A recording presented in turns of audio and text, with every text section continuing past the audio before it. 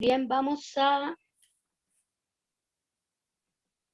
nuestra segunda clase de hermenéutica. Y vamos a recordar un poquito la clase pasada como para refrescar un poquito la memoria y darnos cuenta de que en realidad, ¿se acuerdan que decíamos algo? En realidad la palabra hermenéutica como que asusta un poco, pero no es nada, no es nada de otro mundo, es simplemente el arte de interpretar. ¿Se acuerdan? Así. No es tan complicado porque de repente dices, oh, la hermenéutica, como que si fuera una gran cosa, y en realidad no. Aquí la idea es simplificar los conceptos y vamos a utilizar obviamente palabras técnicas para que ustedes las comprendan, ¿ya? Para que ustedes las puedan entender, porque, mire, cuando uno está en un culto, en una predicación, uno tiene que evitar las palabras técnicas en lo más posible. Usarlas solo cuando es necesario, pero en este caso las vamos a usar porque esta es una clase, justamente, y es para aprender, por eso las usamos, ¿ya? Entonces, vamos a ir un poquitito viendo algunos conceptos que vamos a tener siempre en todas nuestras clases. Nosotros somos creyentes, somos cristianos, y estudiamos entonces, ¿qué cosa? La Biblia, ¿verdad? Estudiamos las Escrituras. Pero cuando estudiamos las escrituras y las estudiamos en serio, nos ponemos a leer, nos surgen muchas preguntas, interrogantes, quedamos con dudas. Ay, esto no lo entiendo, ¿qué será? ¿Verdad? Y eso es lo que tiene que pasar. Si alguien estudia la Biblia, estamos hablando de estudiarla, no de leerla solamente, ¿ya? Son dos cosas distintas. La Biblia la lee mucha gente, pero no todos la estudian. Estamos viendo de aquellos hermanos o de aquellas personas que toman la escritura y se comienzan a interesar en ella, ¿verdad? Entonces, la estudian, se ponen a ver un poquitito de qué se trata esto y empiezan a surgir estas preguntas. Si alguien estudia la escritura y no tiene nunca una pregunta, estamos en problema. Ya, a eso ya es un problema, ¿verdad? Entonces, dice, para todo estudiante y maestro de la Biblia, dos preguntas son de gran importancia. Aquí estamos recordando un poquito la clase pasada, pero estos conceptos los vamos a repetir en todas las clases para que no se nos olviden nunca, ¿ya? Primero, ¿qué dice la Biblia sobre este asunto? No sé, yo quiero hablar sobre el amor. Ay, ¿qué dirá la Biblia sobre el amor? A ver, ¿qué habla sobre el amor en el Antiguo Testamento, por ejemplo?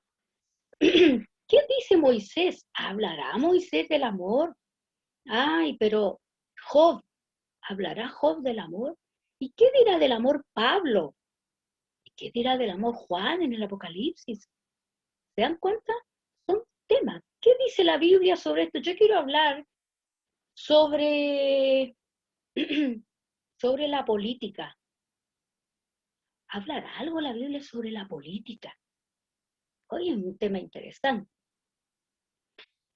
Cuando nosotros estamos llamados a predicar o a enseñar en algún taller, nos dicen tema libre. ¿Qué es lo que primero hacemos? Pues yo lo hacía antes, empezaba a buscar en la Biblia algo interesante y eso es lo peor que uno puede hacer. Yo lo hacía, por eso lo digo. Y me costaba un mundo encontrar algo como para predicar o para hablar, porque eso es lo que nunca se debe hacer. Si a mí me designan para una predicación o una enseñanza de algo, un taller libre, y tengo que buscar un tema, ¿qué es lo primero que tengo que considerar? El auditorio que yo voy a tener enfrente. A ver, voy a tener hermanos adultos, niños, jóvenes, y cuáles son sus necesidades. Y también lo contingente, qué es lo que está pasando hoy en la sociedad, porque tenemos que estar interesados en eso. La Biblia nos habla de todo. Y recién empezamos a buscar este asunto. Y vamos recién a empezar a ver qué dice la Biblia sobre este asunto. ¿Qué dice la Biblia entonces? Hoy la política está muy de moda, estamos con campaña de candidatos, tenemos elecciones. Entonces la política es moda. ¿Qué dice la Biblia sobre esto? ¿Verdad?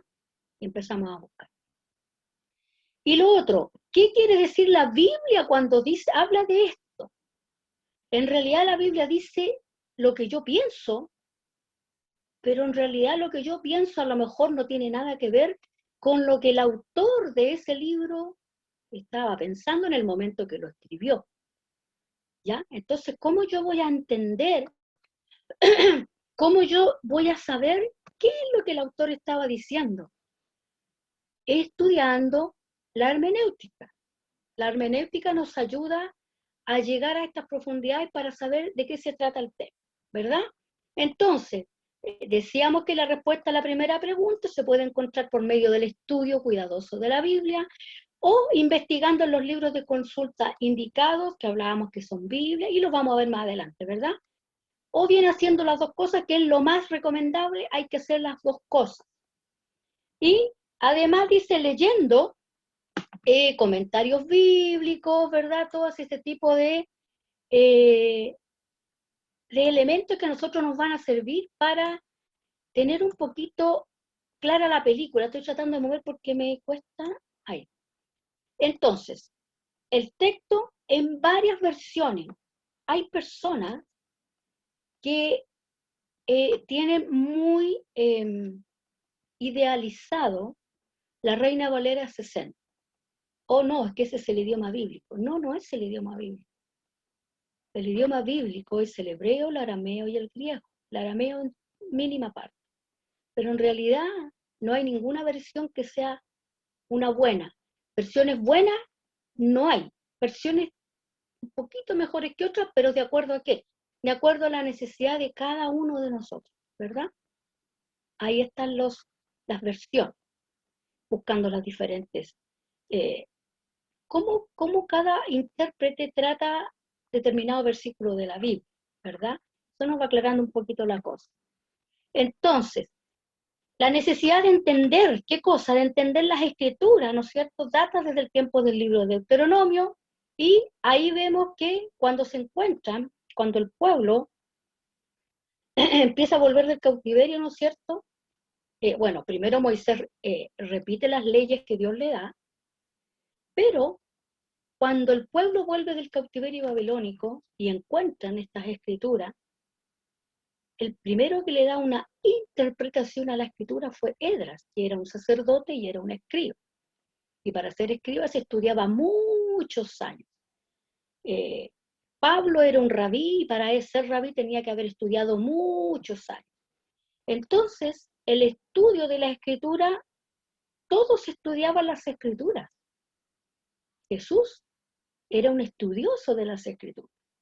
Entonces hay cristianos que no les gusta estudiar. No, no hay nada más espiritual que estudiar las escrituras. Eso sí es lo más espiritual de todo, ¿ya?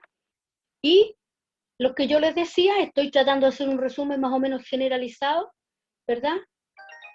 Hoy se habla mucho, bueno, ¿no es cierto? Tenemos muchos seminarios, muchos institutos, ¿no es cierto?, que nos enseñan todo este tipo de cosas.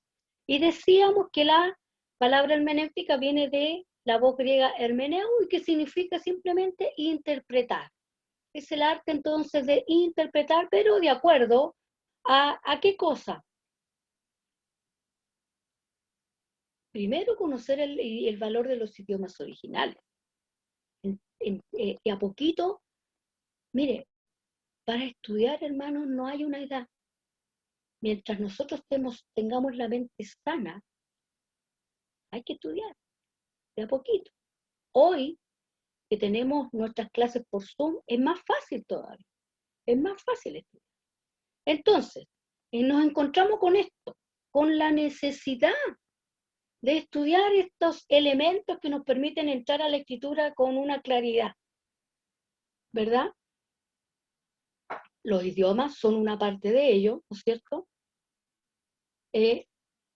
La época en que se escribió la Biblia, el contexto histórico en general, es decir, cultura. ¿Qué cultura? Oriental. La Biblia fue escrita en un lugar que era Oriente, que no tiene absolutamente nada que ver con nosotros que somos de Occidente. Entonces, no olvidemos el tema cultural que siempre está en el medio, que los idiomas bíblicos son lenguas que hoy ya no se usan. El hebreo de hoy, decíamos que el hebreo bíblico ya no existe, y el griego bíblico tampoco existe hoy. Hoy se habla otro hebreo, que se habla otro hebreo, ¿verdad? Y hablábamos un poquito del tema y hablábamos un poquito de esta palabra, ¿verdad? En hebreo, y yo les explicaba un poquito estas letras, ¿no es cierto? Este alefato, que es tan, no, alefato no, no me acuerdo cómo se llama, pero alefato me parece que es el griego. Este tipo de letra en el hebreo que nosotros leemos desde izquierda, o sea, desde aquí para acá, no se lee igual que nosotros, como nosotros leemos el español. Nosotros leemos de aquí hacia acá, pero el hebreo se lee desde aquí hacia acá, ¿verdad? Es lo primero. El idioma hebreo solamente tenía consonantes. Los masoretas ya mucho más adelante le comenzaron a agregar puntos vocálicos, puntitos, rayitas, y esos son vocales. Y como el idioma español, también tenemos vocales que también son vocales y a la vez son consonantes, ¿ya? Entonces es bastante complejo. Y aquí nos encontrábamos, yo les decía que aquí íbamos a formar la palabra Juan, que en hebreo se dice Yohanan, ¿verdad? Y encontramos la primera letra, acuérdense que leemos desde aquí hacia acá, la palabra, la letra I, la Yod, que es nuestra Y, ¿verdad? Que se escribe así, como está el puntito ahí arriba, ¿verdad? Se escribe así, ¿ya? Esta es una O, Holem se llama, esta es una O, ahí está, ¿ya? Luego nos encontramos con la H o la Shet, que se llama, que se escribe de esta forma, ¿verdad? Como un banquito, ¿verdad? Y después nos encontramos con la A. Mire, esta letra es, que parece una T, es una A, ¿ya? Luego nos encontramos con la N, que es la Nun, ¿ya? Y se escribe de esta forma. Nos volvemos a encontrar con la A, porque estamos formando el nombre. Y finalmente nos encontramos también con la N, pero decíamos que la N cuando se escribe al final de una palabra, se escribe diferente, se escribe así, larguita, ¿ya? Y formamos la palabra. ¿Se dan cuenta que es complejo entonces interpretar? Es complejo, ¿verdad? Y hablábamos que, aparte, dice, de la necesidad de tener el Espíritu Santo para interpretar bien la Biblia, que es fundamental, es decir, podemos ser muy estudiantes, pero para estudiar las Escrituras sin el Espíritu Santo es imposible. Por muchos buenos maestros que tengamos, hermanos, es imposible. Aquí lo primero es el Espíritu Santo. ¿Por qué? Porque nosotros tenemos la necesidad de captar lo que Dios nos quiera decir, ¿verdad? Y aunque nosotros en este estudio nos vamos a encontrar y vamos a decir, pero ¿cómo entonces? Y se van a hacer ustedes miles de preguntas. Pero ¿cómo entonces en realidad esto no quería decir eso? Pero entonces, ¿cómo? Entonces la Biblia no es verdadera. Todo. Mire, nosotros nunca debemos de olvidar una cosa que es lo más relevante. ¿Qué es? Dios a la humanidad le quiere entregar un mensaje. Un mensaje. ¿Cuál es el mensaje que Dios nos quiere entregar a nosotros? Que la humanidad está perdida y que Él envió a su Hijo a salvarnos y que para lograr eso tenemos que arrepentirnos y creer en Jesús. Ese es el mensaje. Ese es el mensaje que usted encuentra en la Escritura desde el Génesis hasta el Apocalipsis. No hay otro mensaje. Lo demás son agregados. Pero por eso que la Biblia es coherente. Es absolutamente coherente. Gramaticalmente, históricamente, ¿tiene errores en la Biblia? Sí, y muchos, muchos. Pero desde el punto de vista del mensaje, ¿la Biblia contiene errores? No. No, porque el mensaje es este. Y el mensaje nunca se pierde a través de los años, de los distintos escritores, con distintas culturas, distintos pensamientos, el mensaje no se pierde. Y eso es lo que Dios quiere lograr. Por eso, hermanos, que nunca nos enfrasquemos en discusiones por otros temas que no tengan que ver con la salvación. ¿Quién es nuestro Salvador? Cristo. Doctrinas relevantes de la Escritura, el pecado, la resurrección de Cristo. Dios como el único Señor. Esas son doctrinas relevantes con las cuales nosotros no transamos. Pero hay otras cosas que no importan, que son detalles. Y las iglesias evangélicas, yo siempre lo digo, en Chile al menos nos peleamos por esas cosas que no son importantes. Que si Dios te gloria a Dios, que si se puso esta ropa, que si no se puso esta ropa, que en fin, peleamos por esas cosas que en realidad no son interesantes, no importa. Aquí lo que importa es vivir de acuerdo a la palabra del Señor, cumpliendo, ¿no es cierto?, lo que el Señor nos pide a nosotros, ¿verdad? Entonces, decíamos que todos tenemos el derecho de leer la Biblia, de interpretarla, pero siempre con ayuda, ¿verdad? Estoy tratando de resumir y la ayuda siempre es necesaria. Jesús mismo tuvo sus maestros. Jesús no aprendió solo. Él se sometió a la humanidad. Dios vino a esta tierra y se hace hombre y se sometió a la humanidad como todos nosotros. El hebreo lo dice. Un sacerdote que se puede compadecer de nuestras debilidades porque fue tentado en todo, o sea, tuvo todas nuestras debilidades, pero no pecó. Pero tuvo nuestras mismas debilidades, por lo tanto Jesús tuvo también un maestro, o varios maestros, ¿verdad? Así que tenemos que nosotros también seguir su ejemplo. Entonces, hablamos del libro examen, pero no libre interpretación, lo que yo les decía adelante. Todos pueden leer la Biblia, pero para interpretarla hay que tener el respeto de, primero, la reverencia de que nos enfrentamos a la palabra del Señor. Y segundo, con estas herramientas que nos permiten a nosotros tener una mejor interpretación, ¿verdad? La responsabilidad personal de leer la Biblia, de entender la verdad, el temor delante del Señor, ¿verdad? Y lo más importante es entender que hoy, yo les decía en la clase pasada, la revelación en cuanto a la palabra del Señor no existe, se terminó. La revelación se cerró cuando vino Cristo. Ya no hay más revelación, porque no hay nada más grande que Cristo que Dios nos quiera revelar. Esa es su revelación máxima, o la revelación especial que se llama, ¿ya? Entonces, hoy lo que existe es la iluminación, ¿verdad? Acá lo dice, hoy lo que tenemos nosotros es la iluminación del Espíritu. O leemos un versículo miles de veces y nunca lo entendimos, y de repente lo entendí, Dios me lo reveló. No, Dios no te lo reveló, Dios te iluminó para que tú entendieras lo que ya había sido revelado hace muchos años atrás, que es diferente, ¿verdad?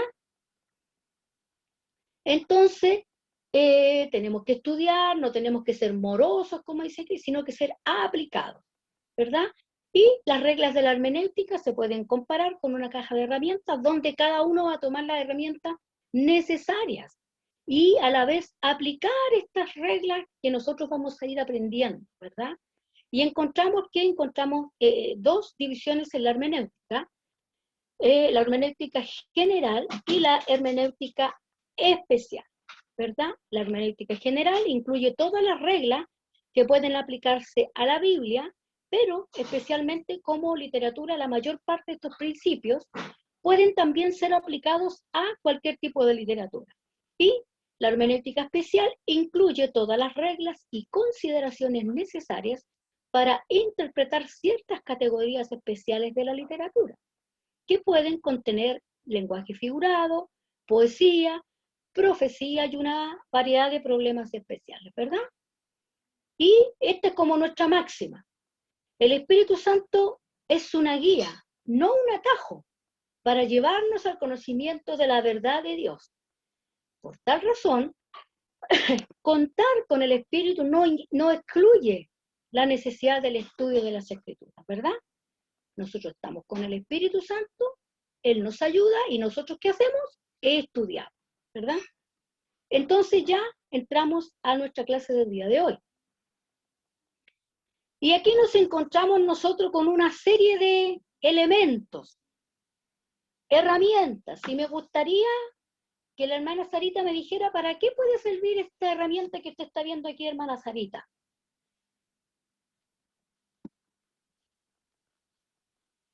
Si la hermanita Sara está por ahí, hermana Sarita. Sí, aquí estoy. Dígame. Sí. Este es un martillo. ¿Para qué puede servir el martillo? El martillo sirve para afirmar algo. ¿Ya? ¿Y quién lo usaría? ¿Algo técnico, profesional? ¿Quién lo usaría o qué lo usaría? ¿Quién? ¿Quién? ¿Quién? ¿Quién Bueno, usa siempre el martillo en su trabajo? generalmente, generalmente es el carpintero. Claro, el carpintero. Mire, quédese ahí nomás. Este es un probador de corriente. ¿Quién lo usaría en su trabajo? Un electricista. Un electricista. Esta es una pizarra, hermanita Sara. ¿Quién usaría la pizarra para su trabajo? Bueno, en estos momentos casi no se usan las pizarras, pero sí en los colegios, los profesores, alguien que está dando una clase, que está Los enseñando, maestros, ¿sí? a veces en un trabajo para exponer algo Ujú. que se ha estudiado, también se expone ahí en una pizarra. Ok, en los colegios o para exponer algo en el trabajo, en algún lugar, ¿verdad? Aquí nos encontramos con esto, hermanita Sara, un computador. Hoy el computador lo usa medio mundo, ¿verdad? Pero Así es. cuando en tiempos normales lo usan los ejecutivos, la gente que trabaja en oficina, ya todo el mundo en la oficina utiliza el computador. Hermanita Sara, el lápiz, ¿quién puede usar un lápiz en su trabajo? En su trabajo. Ujú. Ahora Bueno, casi que se hace a nivel de tecnología, pero en su trabajo pienso que los dibujantes técnicos, todos aquellos que hacen planos oh sí, todo tipo de lápices. y Excelente electrónicos, respuesta, hermana Sara. Muy bueno, muy bueno. Una pala, hermanita Sara, ¿quién usaría una pala para trabajar? a ver, la pala yo lo veo en dos áreas, la veo cuando están haciendo surcos en la calle para destapar algo que está tapado, ¿no? ¿Ya? Y también los albañiles cuando hacen las mezclas. Los albañiles. Muy bien, muy bien. Acá lo encontramos con esta herramienta, el serrucho. Ujú. ¿Quién lo usaría, hermanita Sara, en su trabajo? También el carpintero Ujú. y aquellos también que, bueno, ahora hay máquinas especiales, pero también cuando hay que cortar ramas de los árboles, cuando alguien está construyendo una casa, Ok, en eso lo ven todas. ok. Y la escoba, hermanita Sara. Aquí nos Ah, encontramos todas. claro, Las dueñas de casa, ¿verdad? las dueñas de casa, sí. Las dueñas de casa. Y yo en mi trabajo, porque soy nana, la uso bastante, ¿verdad? Entonces, acá nos encontramos, gracias, hermanita Sara, Ya. acá nos encontramos con herramientas que nos sirven para desempeñar una determinada función, ¿verdad? Y acá nos encontramos con una gran variedad de herramientas. ¿Qué tiene que ver con la hermenéutica? Oh, tiene mucho que ver porque en esto estamos viendo cómo vamos a utilizar lo siguiente. El método correcto. Yo no puedo un electricista no puede ir a hacer su trabajo con un serrucho. No le va a servir.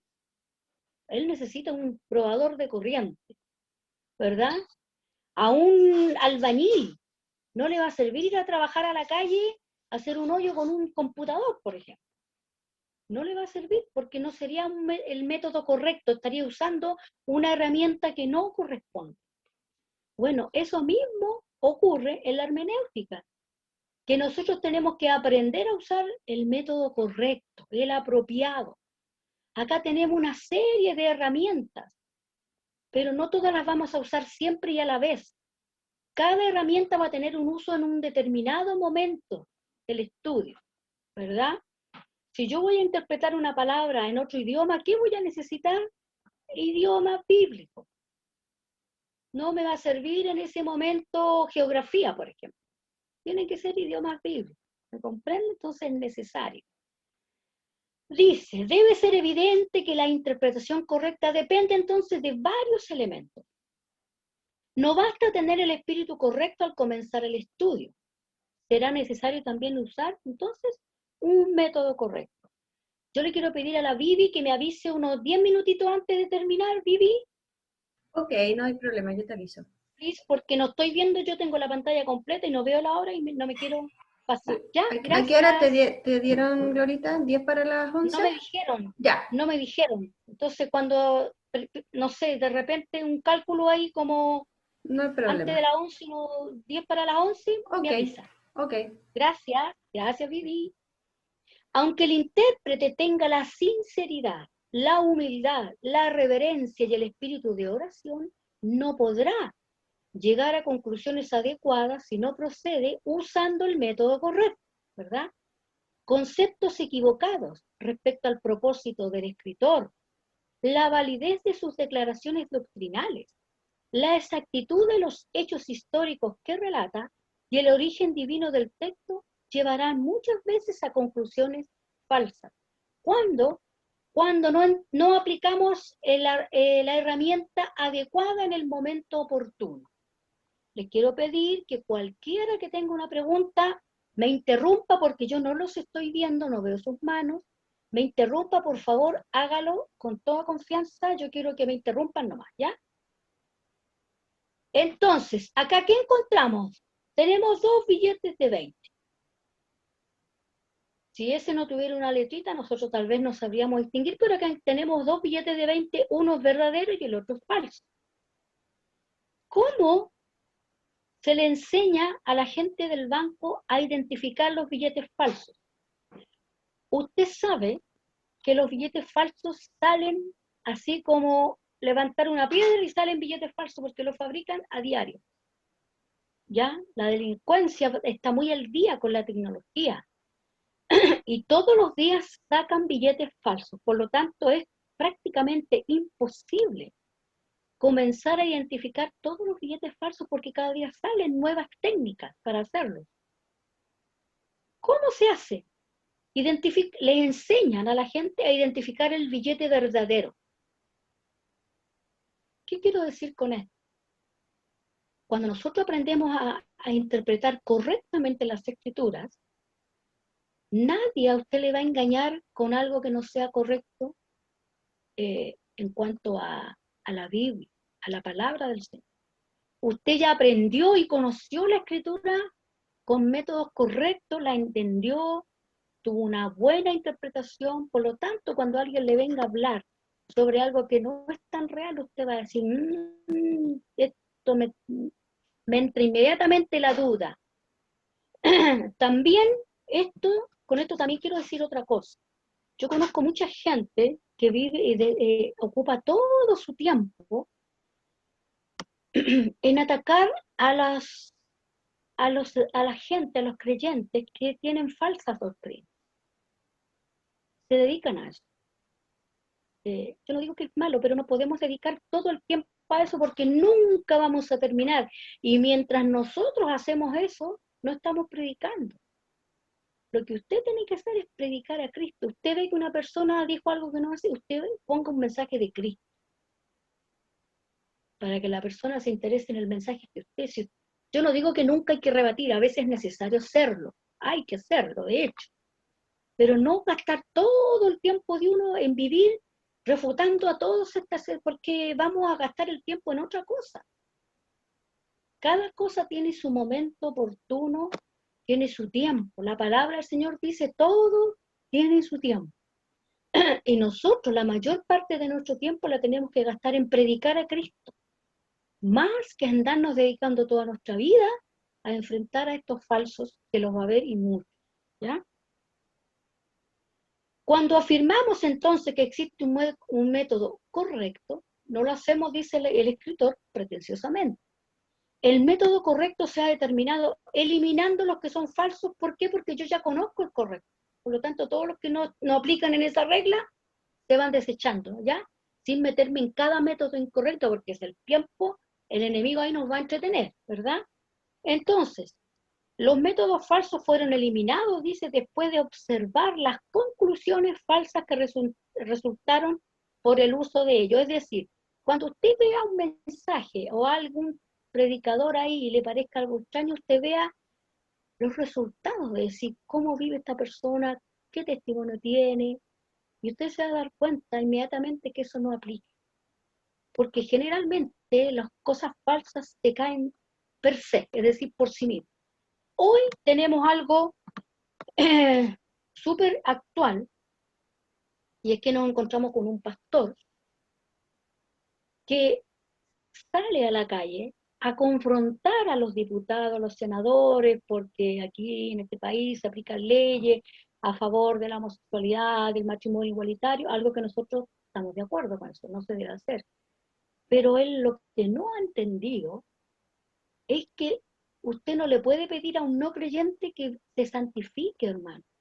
Ellos tienen que conocer a Cristo. Él le va a enrostrar en su cara a la gente lo malos que son. Ese no es el mensaje. Si ellos no conocen a Cristo, ¿cómo usted le va a pedir que se santifiquen? Los que nos tenemos que santificar somos nosotros.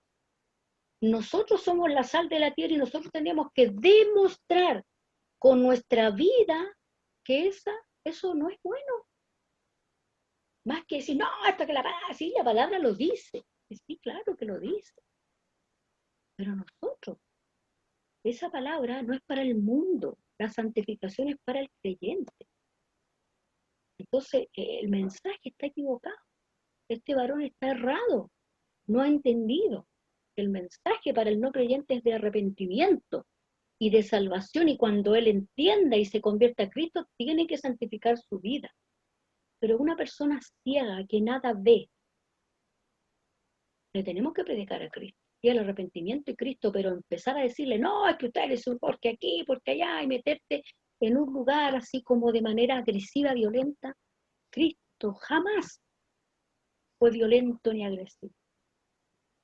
El método que utilizaba Juan el Bautista fue algo puntual por una situación puntual, y Juan el Bautista no hizo lo mismo con todo el mundo, lo hizo con los religiosos del minuto, con Herodes, que tenía una gran responsabilidad, y con los religiosos del minuto. Juan fue fuerte, pero Juan nunca fue fuerte con la multitud que no conocía al Señor. Ese mensaje no aplica para hoy. Hoy aplica el mensaje de arrepentimiento y de salvación. ¿Qué dice? Ir y predicar. ¿Qué cosa? Las buenas nuevas. Cuando uno va a la gente y le va a enrostrar en su cara todo lo malo que es, esas no son buenas nuevas, son malas nuevas. La gente quiere escuchar un mensaje distinto, y el mensaje distinto es, tú estás mal en pecado y te tienes que arrepentir. El Señor tiene una esperanza para ti. Ahora, no hay que decirle que no están en pecado, porque eso es mentir. Ellos sí están en pecado. Hay que decírselo, pero hay que decirle, mira, la humanidad entera está en pecado. Pero Cristo vino a traer una esperanza, y tú tienes la oportunidad de entrar en esa esperanza. Ese es el mensaje correcto, ¿verdad? Entonces Dios nos ayude. Hay 3 métodos equivocados de uso común y los hemos de examinar aquí. Cada uno tiene algo en su favor, pero cuando se aplican rígidamente, el error de cada uno se hace evidente. Primero, tenemos el método racionalista. Aquí estamos viendo qué decimos con método. Herramientas. Estamos hablando de una herramienta. Acá tenemos la herramienta racionalista. ¿Y en qué consiste esta herramienta? Consiste en sujetar toda la escritura al juicio humano para saber si son válidas o no sus declaraciones. Presupone que lo sobrenatural no existe, porque es racionalista. Busca la explicación racional de todas las cosas. Y que todo texto no se puede entender por medio, y que todo texto se puede entender por medio de la razón humana. Algo que nosotros sabemos no es así. Pretende ser el método científico porque elimina lo sobrenatural. Y nosotros sabemos que creemos en un Dios que es sobrenatural, ¿verdad? Según la llamada actitud científica que predomina en el laboratorio y en la mayor parte de los centros educativos, ¿verdad? Los que usan el método racionalista muchas veces comienzan rechazando una de las pretensiones fundamentales de la Biblia. ¿Cuáles son? Que Dios interviene en los asuntos humanos. Y eso nosotros lo tenemos claro. Nosotros los cristianos siempre decimos Dios tiene el control de todo y sabemos que es así. Por lo tanto, ya de plano estamos descartando este método, estamos descartando esta herramienta, ¿verdad? Los racionalistas entonces comienzan a interpretar la Biblia usando su prejuicio como punto de partida. Y esto es bien interesante porque cuando usted y yo nos enfrentamos a la Escritura para interpretarla, acuérdese usted que toda la vida el ser humano vive interpretando todo. Porque hay gente que dice, no, yo no interpreto porque yo no soy intérprete. No, todos interpretamos.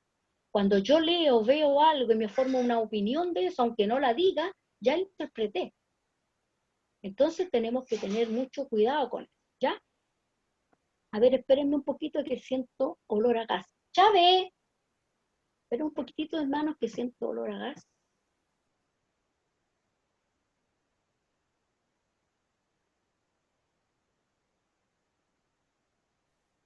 Disculpa, hermano, que sentí olor a gas. Entonces, pero no olvidar tampoco que todos los que nos enfrentamos a la Escritura nos enfrentamos con nuestros propios prejuicios. Es decir, con nuestro propio punto de vista, eso nunca lo vamos a evitar. Y también decíamos que la objetividad, así como algo, un concepto totalmente 100% no existe, nadie es 100% objetivo, porque todos tenemos nuestro propio pensamiento sobre lo que sea, ¿verdad? Si no, díganme que no es cierto que, por ejemplo, alguien llega, digamos, a una iglesia, es nuevo, y viene la persona alguien, un hermanito que lleva años, le dice, mira, ten cuidado con ese hermano, mira que ese es cabonero, ten cuidado. Ya se formó un prejuicio. Esa persona ya va a ver a ese hermano con esos ojos. ¿Se fija? Eso es un prejuicio, es una opinión de algo o de alguien. Entonces, cuando usted se enfrenta a la Escritura, usted no trate de evitar sus prejuicios, al contrario, tiene que identificarlos. Los prejuicios pueden ser buenos o malos, son prejuicios. No siempre los prejuicios son malos, son pensamientos propios, son puntos de vista. Entonces cuando alguien dice, está prejuiciado, sí, pero eso puede ser bueno también, ¿verdad? Eso puede ser útil, ¿ya? Entonces, el racionalista entonces considera que los milagros de la Biblia, así como todos los eventos sobrenaturales, no eran sino sucesos naturales que se pueden explicar por las leyes naturales que ahora entendemos, o quizás con los hechos que los escritores ignoraron o no mencionaron, ¿verdad? Espérenme un poquitito que algo me... El racionalista resuelve el caso de la alimentación de los 5.000, por ejemplo, y de los 4.000, suponiendo que en el primer caso que la generosidad del muchacho estimuló a los demás a seguir dando. Es decir, ellos vieron que esta persona dio, así que ahora todos comenzaron a dar. Lo interpretan de esa forma. Y en el segundo caso supone la generosidad de los discípulos del Señor. Ay, como estos discípulos vieron a su Señor que era bueno y que compartía, ellos también comenzaron a compartir porque tenían por ahí, qué sé yo. No ven, dicen, este suceso nada milagroso. Bien dice que agregan a este comentario que hubo un milagro moral. O sea, ellos dicen, en realidad el milagro aquí fue algo moral, fue la generosidad. Eso es lo milagroso, que ellos quisieron ser generosos y compartieron todo lo que tenían con la gente. Nosotros no aceptamos eso. En el caso, cuando Jesús anduvo sobre el agua del mar de Galilea, los racionalistas ofrecen entonces una idea que dicen que estaban tan abrumados los que estaban en la barca con la tormenta y con todo eso que no se dieron cuenta que en realidad estaban cerquita de la orilla. Y en realidad Jesús venía andando había arena, todavía no estaba el fondo, así que en realidad nunca anduvo en las aguas, sino que anduvo en la arenita nomás, ¿verdad? Siguiendo el mismo método, encuentran explicaciones para todos los eventos sobrenaturales de la Biblia. Y cuando esto no les es posible, dicen que el texto no es correcto, o que los escritores han engañado a sus lectores, contrario a su costumbre normal. En fin, dicen, no quisiéramos negar el uso de la razón, y eso también es importante saberlo. Hermano, la razón es algo que Dios nos dio a todos nosotros, ¿sabe para qué? Para usarla. Ah, pero dirá alguno, sí, pero eso se usa en el mundo. Como dicen algunos por ahí, en lo secular se usa. No, no se usa solo en lo secular, se usa en todo. Ahora, el tema secular, yo tuve un conflicto con el tema secular, porque en realidad yo siempre interpreto las palabras desde el punto de vista de la teología. Y ahí una vez comete errores, como yo lo cometí. Que lo secular, teológicamente hablando, quiere decir sin Dios. ¿Ya? Ahora, humanamente hablando, tiene que ver con siglos, pero teológicamente hablando, el término secular quiere decir sin Dios. Por lo tanto, la razón no es que solo se deba usar en lo secular, y lo digo entre comillas. ¿Por qué lo digo entre comillas? Porque utilizando yo el método teológico o la interpretación teológica que se le da a lo secular, el cristiano no tiene nada secular en su vida, o usted cuando trabaja está sin Dios.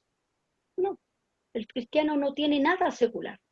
El trabajo del cristiano es el trabajo que le da al sistema donde vive, a su nación, porque tiene que trabajar para generar plata, pero ahí donde usted está, también está Dios con usted, y usted está con Dios. Por lo tanto, para nosotros la palabra secular, desde el punto de vista teológico, nunca debiésemos de usarla, ¿ya? La razón, Dios nos la dio para usarla en todas partes y también para usarla con Él. Es legítimo, hermanos, pensar en Dios desde el punto de vista del análisis. Usted puede pensar en Dios, analizar a Dios, eso es normal. Eso hay que hacerlo de Él. Que nos surjan preguntas, ¿y de dónde vino Dios? Es eterno, pero yo no entiendo esto. Eso es normal. Esas preguntas se las hizo Job ya. Es normal. ¿Usted cree que Dios se enoja cuando usted cuestiona estas cosas? Dios no se enoja. ¿Por qué? Porque Él nos dio a nosotros un conocimiento cortito, así, ¿verdad? Somos limitados. No sabemos, no entendemos lo eterno. Sabemos que hay una eternidad, pero nosotros entendemos todo con un principio y con un final. No entendemos. Entonces, es complejo el asunto.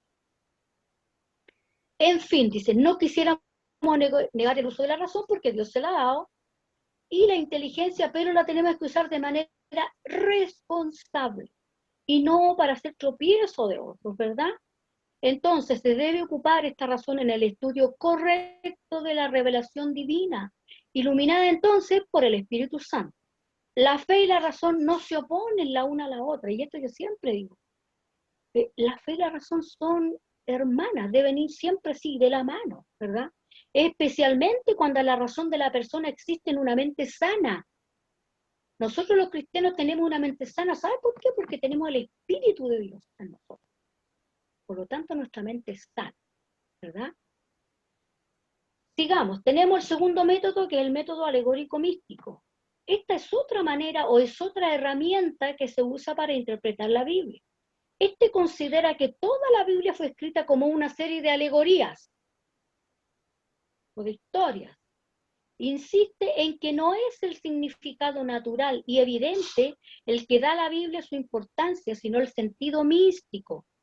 Para ellos místico significa oculto u espiritual, y yo encontré este significado, que quiere decir mito, historia ficticia o personaje literario o artístico que encarna algún aspecto universal de la condición humana, también quiere decir invención o fantasía. Permiso. Entonces, para ellos la Biblia es una historia de fantasía. Así de simple, ¿verdad? Este método fue inventado por los griegos antiguos que procuraban explicar para sí mismos sus mitos y sus leyendas. Algunos creyentes cristianos de Alejandría, incapaces de explicar ciertas dificultades bíblicas, adoptaron este método para recomendar las escrituras y la fe cristiana a sus amigos que eran educados. Es decir, porque estos griegos o estas personas eran tan educadas que tú no le podías, y que estas personas no le podían explicar si le explicaban una parte bíblica, un trozo bíblico, eso tenía que tener una explicación lógica, porque si no, no lo aceptaban y le hacían miles de preguntas. Entonces, como no tenían respuesta, empezaron a usar este método, ¿verdad? Porque no encontraban respuesta. Aunque los líderes cristianos de Antioquía se oponían, este método siguió afectando toda la historia de la interpretación bíblica, aún hasta el tiempo presente. Por eso es que hay que tener cuidado con las interpretaciones o con las traducciones bíblicas, porque ninguna es mala y ninguna es buena. Son interpretaciones y todos tienen su lado A y su lado B, ¿verdad? Era usado entonces especialmente en la Edad Media. Hoy, la Iglesia Católica Romana apoya algunas doctrinas que tuvieron su origen en este método. Aún entre los evangélicos hay algunas creencias basadas en el método alegórico místico. 10 minutos, Glorita. Ya, y entonces parece que una de las razones del por qué algunas sectas modernas usan este método es la misma que le dio origen entre los griegos antiguos. Ayudar a desvanecer todo aquello que ellos creen ser contradicciones científicas, porque cuando se hace a un lado el sentido literal del texto, ya no hay necesidad de preocuparse por su exactitud histórica. O sea, Ana Gloria, sí, hermana. Solamente una consultita. ¿Hay algún ejemplo respecto a lo que usted está diciendo de que la iglesia cristiana tenga este método? ¿Algún ejemplo? No sé si de hoy, pero tengo este. Mire, hermanita Sara. Un ejemplo de la forma en que el método alegórico místico se emplea se ve en el trato dado a la experiencia de Daniel en el foso de los leones. Para los intérpretes que usan este método, Daniel nunca estuvo en el foso de los leones, sino que se encontró preso por las tentaciones y debilidades comunes entre los hombres. Estos son representados en la historia por los leones. Ya están usando alegoría, figura, ¿verdad? Por medio de la fe, entonces Daniel salió ileso. Sus enemigos, sin embargo, cayeron víctimas de esas mismas tentaciones. La lección que encuentran en la historia es esta: que solo aquel que tiene fe en Dios puede salir triunfante sobre las dificultades de la vida. El gran error de este método es que los intérpretes hacen a un lado los hechos importantes de la historia bíblica y perjudican así el sentido claro de las escrituras. Es decir, para ellos Daniel no estuvo literalmente en un foso, sino que ellos interpretan que el foso en realidad, o que los leones, eran un símbolo de las tentaciones de la vida cotidiana de ese minuto. Y que Daniel estuvo tentado a ceder ante estas tentaciones que estaban representadas por estos leones, y él oró a Dios y no cedió ante estas tentaciones. Gracias, hermana, gracias. Gracias, hermana Sarita. Eso es lo que dice este método. Entonces nos vamos a quedar con este método porque ya no vamos a tener tiempo para el otro, pero se dan cuenta ustedes, hermanos, cómo nosotros a veces nos encontramos con iglesias que todo lo toman como una simbología. Nada fue real, todo es símbolo, no, hermanos, que en realidad esto tiene que ver con esto quiere decir este otro. Le buscan explicaciones. Por ejemplo, una vez alguien me habla y me dice que iba a hablar sobre la sanación del cojo del templo La Hermosa. Pero este predicador, a él lo que le interesaba era saber qué significaba La Hermosa. Y no tiene importancia eso. Pero para él era importante saber, quería saber qué significaba La Hermosa, quería ver qué significado simbólico había detrás de este nombre, La Hermosa. Y en realidad no tenía ningún significado. Porque a veces cuando nosotros predicamos, le queremos encontrar significado simbólico a todo lo que está en la Biblia, y eso, sin darnos cuenta, estamos cayendo en este método alegórico místico, que le encontramos simbología a lo que en realidad no tiene simbología, ¿verdad? Entonces es como bastante complejo tomar este método y aplicarlo literalmente, porque nos caemos en estos errores. Evelyn, ¿quieres decir algo? Ah, ya, qué rico verte, qué rico verte. Entonces, a veces nosotros los cristianos caemos en estos métodos equivocados, pero no porque seamos malas personas, es porque no sabemos. Por eso que es bueno preguntar. Gracias a Dios que este hermano me preguntó, y yo le dije, en realidad eso no tiene ninguna importancia, y el nombre del Templo de la Hermosa no es simbólico, no tiene ningún simbolismo. Hay cosas que a veces nosotros utilizamos muy mal.